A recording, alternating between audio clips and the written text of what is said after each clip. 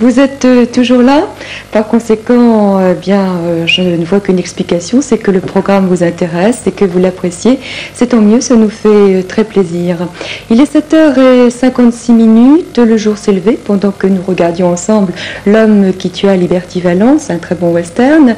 Et je voudrais avoir une pensée toute particulière pour celles et pour ceux qui s'apprêtent à plancher pendant de nombreuses heures, pendant toute la matinée, sur des sujets de dissertation, ou en effet ceux qui vont passer l'épreuve de français du baccalauréat. Je leur souhaite à toutes et à tous bonne chance.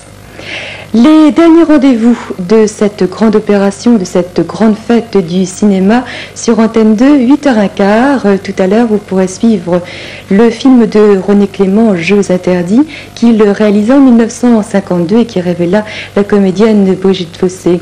Un film, le premier film de l'après-guerre, qui portait un regard sensible et intelligent sur le monde de l'enfance. 9h30, vous pourrez suivre un court-métrage qui fera certainement plaisir à bon nombre d'entre vous. 9h35 même précisément. Il s'agit de La Panthère Rose. Nous la retrouverons aux Jeux Olympiques. Et puis le dernier long-métrage qui vous sera présenté en fin de matinée à 10h, La Fureur de vivre avec James Dean. C'est l'un des 3 long métrage que tourna James Dean et c'est celui qui contribua à créer sa légende de mauvais garçon. Voilà, pour l'heure, il est donc maintenant 7h58. Nous avons un rendez-vous exceptionnel à cette heure. En effet, nous n'avons pas l'habitude généralement de nous retrouver ensemble à cette heure matinale. C'est pourquoi donc dans cette journée tout à fait exceptionnelle, nous avons un rendez-vous avec l'actualité, avec Patricia Charnelet qui nous présente la toute dernière actualité.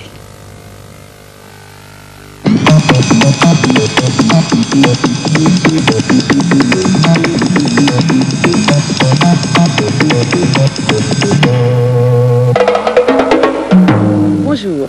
Selon une déclaration publiée hier soir par le département d'État américain, les relations entre la France et les États-Unis seront affectées par la présence de communistes dans le gouvernement français.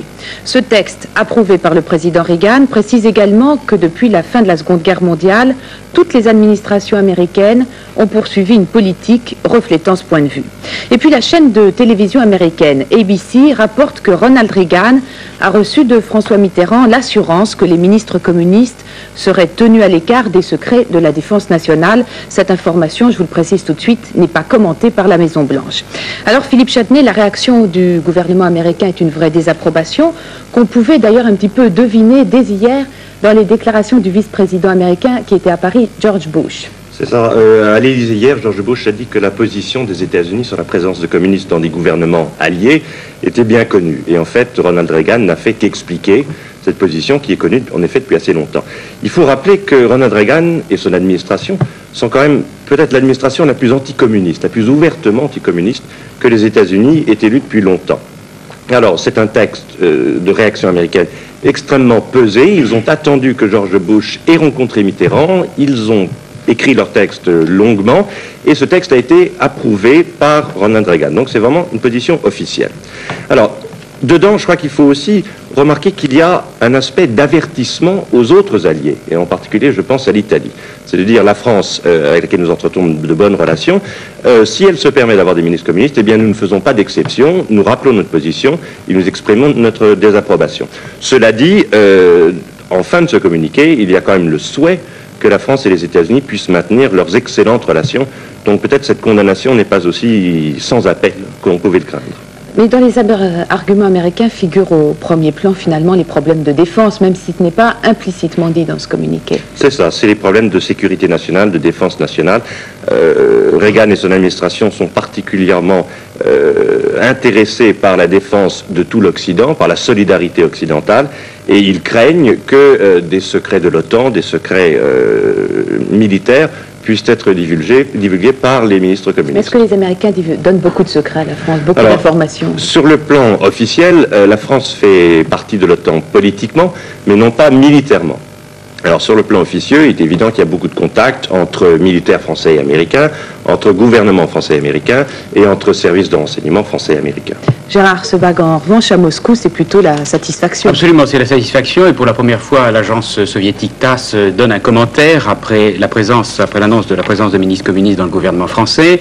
L'agence TASS se félicite et elle affirme que les dirigeants français ont bien fait de ne pas s'aligner sur Washington, qui a opposé jusqu'à ce jour son veto à la participation de communistes au gouvernement occidentaux. L'agence TASS estime que de toutes les façons, les Américains vont continuer à faire des pressions sur la France, et elle poursuit en disant: la Maison-Blanche n'a pas l'intention de renoncer à exercer des tentatives de pression sur Paris, ce qui est donc confirmé pratiquement par les déclarations du président Reagan. Eh bien, précisément, les 4 nouveaux ministres communistes français étaient hier soir les invités de notre journal de 20h. Nous ne sommes pas, dit Charles Fitterman, les délégués du Parti communiste. Et puis, le nouveau ministre des Transports a également dénoncé comme une insulte les différentes affirmations selon lesquelles le Kremlin serait désormais tenu informé des secrets d'État de la France. Nous dénions à qui que ce soit, dit M. Fitterman, le droit moral de mettre en doute notre loyauté à l'égard de la France. Jean-Louis Le Senne, la presse de ce matin, une fois de plus, évoque largement toute cette affaire des ministres communistes. Oui, et encore beaucoup de points d'interrogation. Des points d'interrogation encore plus soulignés qu'hier, après la visite de George Bush en France. Pour le quotidien de Paris, la France est peut-être libre de prendre le risque, d'ailleurs soigneusement calculé, de confier des fonctions ministérielles à des communistes, mais l'opinion publique et les dirigeants américains sont, eux, libres de penser qu'une nation qui comprend des communistes à sa tête n'a plus à être défendue contre d'autres communistes, fussent-ils russes. Voir dans chaque communiste un agent soviétique potentiel relève de l'obsession, mais la conversion des dirigeants du PC est trop hâtive pour pouvoir être considéré comme sincère.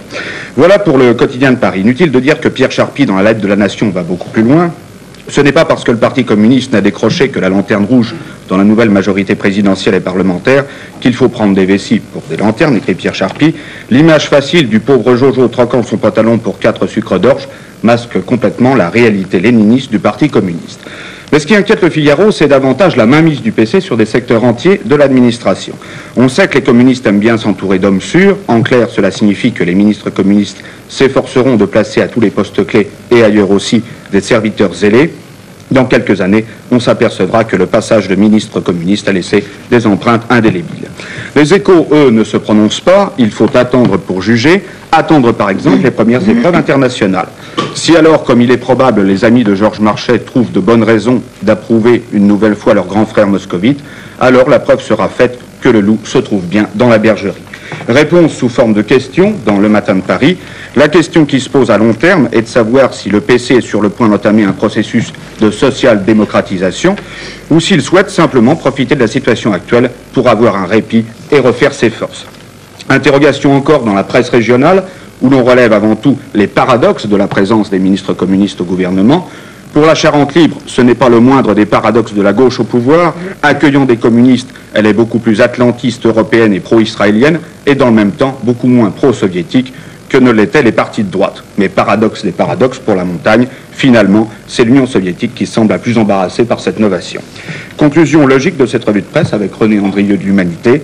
Qu'elle rassure ou qu'elle inquiète, cette présence des ministres communistes, en tout cas, ne laisse pas indifférent. Et je ne vous surprendrai pas en vous disant, Patricia, que pour l'humanité, cette présence rassure. Je pense qu'on aura également l'occasion d'en reparler largement aujourd'hui. Économie et sociale, le tribunal de commerce de Lille a prononcé hier soir le règlement judiciaire de la société Boussac-Saint-Frère, dont le PDG est Antoine Villot. Je vous rappelle que cette société emploie environ 20 000 salariés. La monnaie française, Philippe Sassier, le franc français a enregistré une petite hausse à New York. En revanche, à Paris, il avait plutôt tendance à baisser ou en tout cas à stagner. Alors, qu'est-ce qui va se passer? Où en est-on exactement? Hier. C'est la différence de pendule. New York ferme quand nous nous mettons au lit, en quelque sorte, et puis Paris va rouvrir quand les New-Yorkais dorment encore. Oui, effectivement, on pouvait constater hier la différence existante entre une bourse soutenue, même en légère hausse, et un franc nerveux et en repli. Ces deux comportements inverse, en fait, souligne bien les divergences de réaction à l'intérieur de l'Hexagone et à l'extérieur. À l'intérieur, même si pour des raisons politiques ou bien sentimentales, la nomination de ministre communiste au gouvernement n'est pas toujours bien accueillie, on peut dire qu'elle est quand même digérée. La bourse a d'abord voulu voir l'écrasante victoire des socialistes sur les communistes plutôt que la venue de ministres communistes au gouvernement. Et puis maintenant, la bourse va suivre le dossier des nationalisations. À cet égard, eh bien, il semble que ce dossier ne soit pas traité avec précipitation. Il faut dire que l'arrivée de M. Dreyfus au gouvernement rassure, effectivement. En revanche, à l'extérieur et sur le marché des changes, en tout premier lieu, on ne quitte pas le marché des changes, les problèmes de politique extérieure évoqués tout à l'heure. Eh bien, les 4 ministres communistes ont causé quelques grimaces, mais enfin n'ont pas entraîné de panique. Pourquoi des grimaces? Eh bien, pour les capitaux flottants, et notamment arabes, le mot communiste, c'est un secret pour personne, fait toujours peur. Et ces capitaux arabes ont autant de difficultés à comprendre les subtilités de la politique française que nous en avons à comprendre tout ce qui se passe, les événements qui se passent en Arabie Saoudite ou en Iran. Alors, est-ce que ces capitaux arabes vont, dans les semaines qui viennent, quitter la France? Ça va être un test. Vont-ils fuir Paris pour aller se réfugier à New York?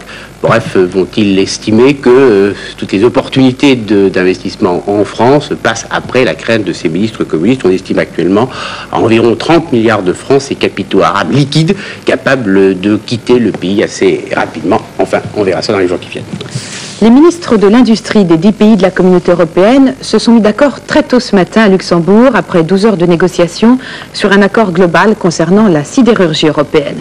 Europe toujours, la commission politique du Parlement européen s'est prononcée hier soir pour le maintien, au moins à titre provisoire, du siège de l'Assemblée à Strasbourg et à Bruxelles.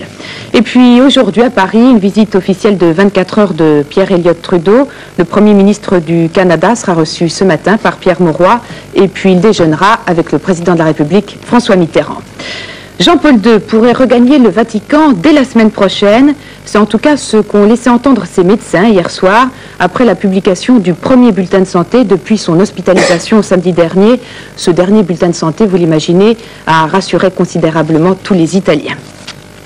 Et puis à l'étranger toujours, le Premier ministre israélien, Menachem Begin, a réaffirmé que toute arme de destruction de masse prête à être utilisée contre Israël serait détruite. Voilà, maintenant il est temps de revenir au cinéma avec Jean-Claude